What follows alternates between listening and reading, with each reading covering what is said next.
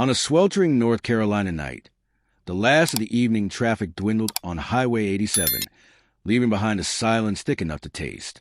At 9:15 p.m., in the dim parking lot of Shutter Crestwood Laundromat, Officer Dean Harding was nursing a lukewarm coffee and a simmering resentment.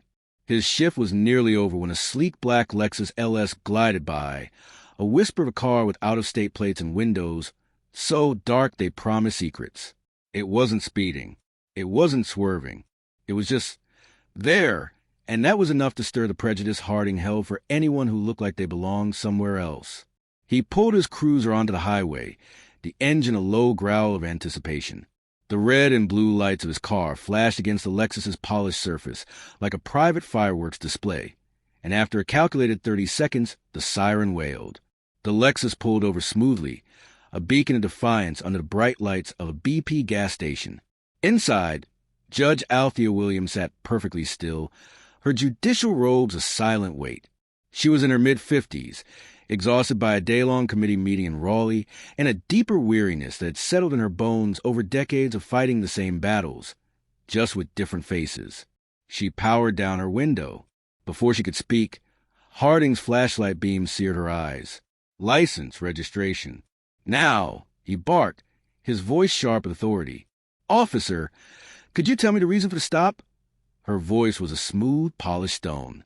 Harding ignored her, his flashlight darting across the interior, searching for an excuse, a pretext. Windows are too dark. Plates are out of state. You from around here? I am a state judge. My residence is in Chapel Hill. I am returned from a committee meeting, she replied, her expression unwavering. She handed him her documents, her driver's license, the car's registration, and her judicial ID. He barely glanced at them, his gaze locked on her face. His hand drifted to the grip of his service weapon, resting there. A judge, huh? We'll see about that. Ma'am, I'm going to need you to step out of the car. On what grounds? She asked, her voice still perfectly level. Obstruction, he said too quickly. You're not complying. The judge didn't argue. She simply reached for her phone, tapped it to begin a video recording, and placed it on the dashboard, its camera aimed squarely at him. I am complying fully, officer. You have my documents. I have a legal right to know the probable cause for your order. So you want to play it the hard way? He sneered, his face tightening. She said nothing, the silence between them hanging heavy and charged. The neon sign of the BP station hummed overhead. Across the street, a young man in a hoodie emerged from Circle K, saw the scene, and raised his own phone, its small lens a silent witness. This only fueled Harding's anger. Get out of the car now, or I'll pull you out myself, he commanded. That would constitute an illegal search and seizure, she countered, her tone hardening. And you are aware of that. He reached for her door handle. The moment his fingers touched the cold chrome, he felt a shift. It was more than the click of the lock engaging. It was the absolute, unshakable certainty in her eyes. Officer, she said, her voice now ringing with command, I am warning you. This entire interaction is being recorded. You have no legal grounds to open this door. His pride was a roaring fire in his ears. I gave you an order, and I am following the law. You are not, she replied. He yanked the handle again. It wouldn't budge. With a grunt of frustration, he slapped the window with his open palm, the sharp crack cutting through the night. Unlock the door. No. The word was final. Not angry. Not scared. Just a fact. From across the street, the young man filming, Jordan Riley, shouted, Hey! Leave her alone. Harding ignored him, grabbing his radio. Dispatch! I need backup on Highway 87. Possible 1056. Driver is uncooperative. The judge's eyes narrowed. You just filed a false report, officer. That is a gross abuse of your authority. He leaned in close to the glass, his face twisted. You think you're above the law? No, she said, her voice dropping to a whisper that carried the weight of the entire justice system. I am the law. For a fleeting second, something flickered in his eyes, doubt perhaps, or just annoyance. He leaned in closer, a low sneer in his voice. You people always think you can talk your way out of anything. You people, she repeated softly, the words hanging in the air like a final verdict. He took a step back, rattled by her composure. This wasn't how it was supposed to go. They were supposed to yell, to cry, to give him a reason to justify his actions. Her quiet dignity was an accusation, and it infuriated him more than any resistance. Inside the car, Judge Williams took a single, deep breath. The feeling was horribly familiar, a ghost from a past she thought she'd buried. She had told herself, and others, that things were getting better. But this felt like a stark reminder of how far there was still to go. Headlights swept the scene as a second cruiser pulled up. A sergeant, Frank Miller, an older man with tired eyes that had seen too much, stepped out. Harding rushed to him, a torrent of self-justification spilling from his lips. Sarge, thank God, this one's a real piece of work. Refusing all my commands, non-compliant. Handing me what's probably a fake ID. Sergeant Miller wasn't listening. His eyes were fixed on the woman in the Lexus. He saw her face, framed by the window, and the small blinking light of her phone on the dashboard. His face went pale. "Oh, hell," he muttered under his breath. He knew exactly who she was. He shot Harding a silencing glare and approached the Lexus, his posture instantly respectful. "Judge Williams?" he asked, his voice low. Althea Williams finally allowed herself to relax her death grip on the steering wheel. "Yes, Sergeant. I'm Sergeant Frank Miller. I sincerely apologize. Are you unharmed?" She gave a sharp nod. "I'm recording this for my safety.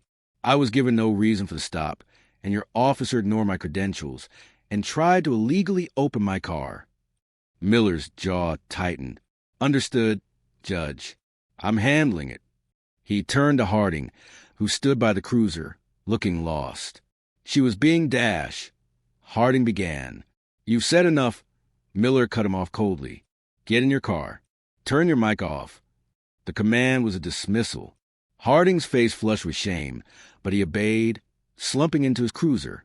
The small red light on his body camera kept blinking, silently documenting the implosion of his career.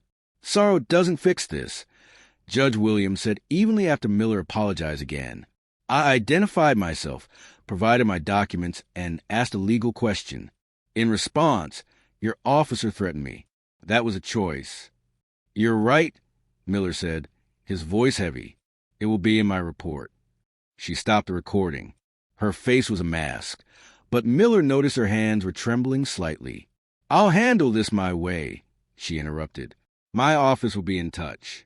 "Sergeant, was Officer Harding wearing a functioning body camera?" "Yes, ma'am." "Good," she said, shifting the car into park. "Then there can be no debate." To Miller's surprise, she opened her door and stepped out, standing tall in her judicial robes. Her aura of authority was undeniable. She ignored Harding completely, looked Miller in the eye, and said, "I expect to speak with your internal affairs supervisor tomorrow morning. And that body cam footage had better not disappear." "It won't," Miller promised. She then walked over to Jordan Riley, who was still filming. "You got all of that?" she asked. He nodded. "Yes, ma'am. The whole thing." "Good. Hold on to it," she said, just in case. She returned to her Lexus and drove off, leaving Miller in a stunned silence. By morning, Jordan Riley's video had exploded online, spreading across social media and racking up hundreds of thousands of views. It was everywhere. At the courthouse in Raleigh, Judge Williams's phone was overwhelmed with messages from colleagues, clerks, and the governor's office. Her bailiff, Samuel, met her at security. "Judge, it's everywhere." "I've seen," she said, not breaking her stride. In her chambers, Judge Williams sat with the blinds drawn, unable to focus. The video was replaying in her mind, her face in the flashlight's glare, Harding's unrestrained arrogance. A knock came. It was Samuel. "Judge, there are people gathering across the street with signs." She pulled the blind back an inch. A crowd was forming. One sign read, "A robe shouldn't be a shield. If a judge isn't safe, who is?" She let the blind fall. This was never just about her. At the Crestwood Police Department, Chief Miles Peterson was in full damage control mode. Sergeant Miller watched Harding's body cam footage without the sound. He saw Harding ignore the ID, touch his weapon, and slap the window. This wasn't a good cop having a bad day. This was an officer who believed he was the law, and he had just picked a fight with the law itself. "The chief is suspending Harding," Captain Eva Rotova said, closing the door behind her. "Pending investigation." Miller scoffed. "Pending? The whole world has seen the video. It should have been immediate. The chief wants this handled by the book, Frank. Bulletproof for the civil suit," she said. He finally turned, his eyes burning with disgust. "This isn't about a lawsuit, Eva." He saw her skin color, her gender, and an expensive car, and decided she didn't belong. He didn't care that she was a judge. This is about prejudice. The silence in the room confirmed he was right. Meanwhile, Judge Williams bypassed the press and went straight to the Crestwood Police Precinct. Officers fell silent as she walked past, their faces a mixture of shock and dread. Chief Peterson met her in a sterile conference room. "I'm not here for policy, Chief," she said, her voice like ice. "One of your officers committed a crime. He tried to pull me from my car after seeing my judicial ID. What are you going to do about it today?"